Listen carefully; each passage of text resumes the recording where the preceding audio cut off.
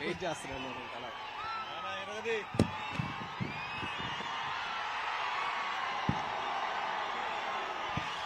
సభకు నమస్కారం.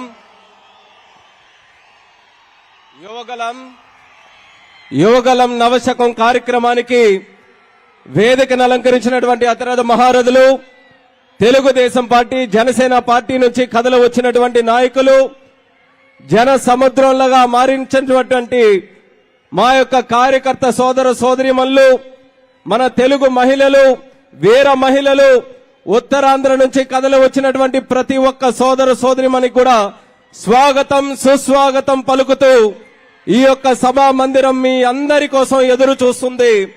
మరి ఈ రోజు మనం జరుపుకుంటున్నటువంటి కార్యక్రమం మన ఉత్తరాంధ్ర ప్రాంతంలో మనం జరిపించుకోవడం మన అందరం చేసుకున్నటువంటి అదృష్టం.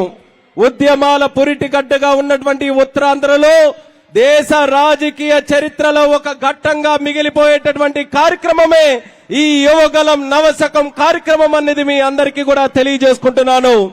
ఎక్కడ మొదలైంది యువగలం?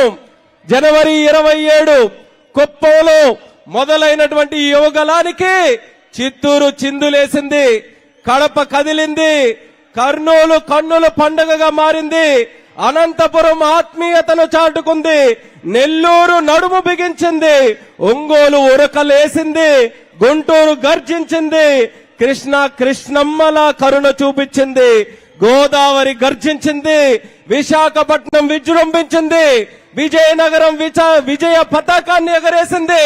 మరి శ్రీకాకుళం శంఖారావంతో పూనుకొని ఈ యావత్ ఉత్తరాంధ్ర కూడా ఉత్సాహంతో, ఉరుముతో, ఉద్యమిస్తూ ముందుకు నడుస్తూ ఎవరు దేనికి వచ్చినా సరే రాబోతున్నటువంటి ఎన్నికలకు జనసేన తెలుగుదేశం పార్టీ కలయిక సిద్ధంగా ఉన్నాం, రండిరా సాయికి అని కథలు వచ్చినటువంటి యువకులు ఈ రోజు ముగింపు కార్యక్రమం కాదు, ఇప్పటి నుంచి ఆరంభమవుతుంది. ఇదే ఉత్సాహాన్ని మనం కొనసాగించాలి. మరొక 100 రోజులు ఓపిక పట్టాలి. 100 రోజులు ఈ యొక్క ఉత్సాహాన్ని మనం కొనసాగిస్తే 100 రోజుల్లో మన తెలుగుదేశం పార్టీ జనసేన ప్రభుత్వం మళ్ళీ మనం అందరం కూడా చూడబోతున్నాం. 100 రోజుల్లో రాష్ట్రానికి పట్టినటువంటి శనిని మనం వదిలించుకోబోతున్నాం. 100 రోజుల్లో సైకోని తరిమి కొట్టబోతున్నాం. 100 రోజుల్లో రైతుల్ని మళ్ళీ రారాజులు చేయబోతున్నాం. 100 రోజుల్లో యువకులకి మళ్ళీ మంచి ఉపాధి అవకాశాలు కల్పించబోతున్నాం. 100 రోజుల్లో బడుగు బలైన వర్గాల్ని మళ్ళీ అట్టడుగు ఉన్నటువంటి వర్గాలని మళ్ళీ పైకి తీసుకొని రాబోతున్నాం.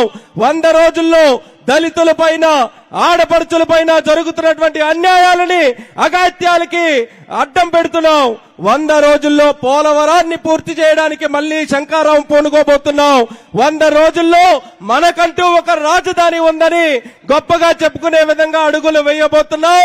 వీటన్నిటికంటే నేను తెలుగోడినిరా, నేను ఆంధ్రుడినిరా అని ప్రపంచం మొత్తం గర్వపడే విధంగా రొమ్ము విరిచి ముందుకు నడిచేటటువంటి రోజులు 100 రోజుల్లో మనం చూడబోతున్నాం.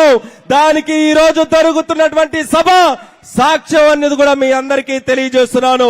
అందుకనే ఇదే ఉత్సాహంతో ఈ 100 రోజులు ఏ రకంగా 4.5 సంవత్సరాలు కష్టపడ్డామో అదే తీరుతో ముందుకు నడవాలి. 4.5 సంవత్సరాల క్రితం గుర్తుపెట్టుకోండి, ఎన్నికల ఫలితాలు వచ్చిన తర్వాత ఆ రోజు ఎంత పెద్ద మాటలు అన్నారు. 23 ఎమ్మెల్యేలు గెలిచాం తెలుగుదేశం పార్టీ తరఫున, 3 ఎంపీలే గెలిచాం. తెలుగుదేశం పార్టీ పని అయిపోయింది, చంద్రబాబు నాయుడు గారి పని అయిపోయింది, ఇంకా పసుపు రంగు అనేది కనబడదన్నారు. ఒక్కసారి వచ్చి చూడండి నా కనుచూపు ఎంతవరకు కనబడుతుందో. తెలుగుదేశం పార్టీ పసుపు రంగు, జనసేన పార్టీ కార్యకర్తలు కనబడుతున్నారంటే 4.5 సంవత్సరాల్లో ఈ ప్రభుత్వం, ఈ దుర్మార్గుడు, ఈ జగన్మోహన్ రెడ్డి మనకి ఎన్ని ఇబ్బందులు పెట్టినా సరే గుండె ధైర్యంతో ముందుకు నడిచాం తప్పితే ఏ ఒక్కరం కూడా వెనకడుగు వెయ్యలేదు. అది తెలుగుదేశం పార్టీకి, జనసేన పార్టీకి ఈ ఆంధ్రప్రదేశ్ మీద, తెలుగు గడ్డ మీద ఉన్నటువంటి నిబద్ధత అనేది మరొకసారి మనం అందరం కూడా చాటుకునే పరిస్థితికి వచ్చాం. ఇదే స్ఫూర్తితో ముందుకు నడుద్దాం. అందరూ కూడా కలిసికట్టుగా చాలా చక్కగా కార్యక్రమాలు ఈ రోజు వరకు కూడా నిర్ణయించుకొని ముందుకు నడుస్తున్నాం. ఇంకా రాబోతున్నటువంటి 100 రోజులు అదే క్రమంలో అదే క్రమశిక్షణతో ముందుకు నడుస్తూ అనుకున్నటువంటి లక్ష్యాలని దాటుకుంటూ ముందుకు వెళ్లే విధంగా మనమందరం కూడా నడవాలని మళ్ళీ మీ అందరికీ కూడా తెలియజేసుకుంటున్నాను. మరి ఈ రోజు ఈ సభలో చాలా మంది స్పీకర్స్ కూడా ఉన్నారు. మరి ఎక్కడైనా సరే కొన్ని పొరపాట్లు జరిగితే ముందుగా మరి ఇక్కడికి విచ్చేసినటువంటి వాళ్ళు ఏర్పాట్లు కూడా మీరు చూస్తున్నారు. లక్షల మంది జనాభా కదలి వచ్చినటువంటి ఈ సభ ఎక్కడ ఏ తప్పులు లోటుపాట్లు పొరపాట్లు లేకుండా జరగాలనంటే ఎవరి తరం కూడా కాదు.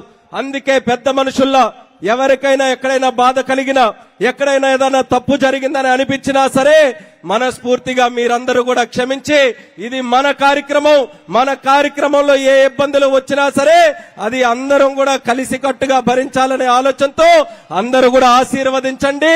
ఈ రోజు ఈ సభను చూసి బాధపడాల్సినటువంటి వ్యక్తి ఎవరైనా ఉన్నారనంటే అది ఒకే ఒక్కడు తాడేపల్లిలో పడుకో. Hi, this is Karthikeya. Please subscribe to ADBC channel.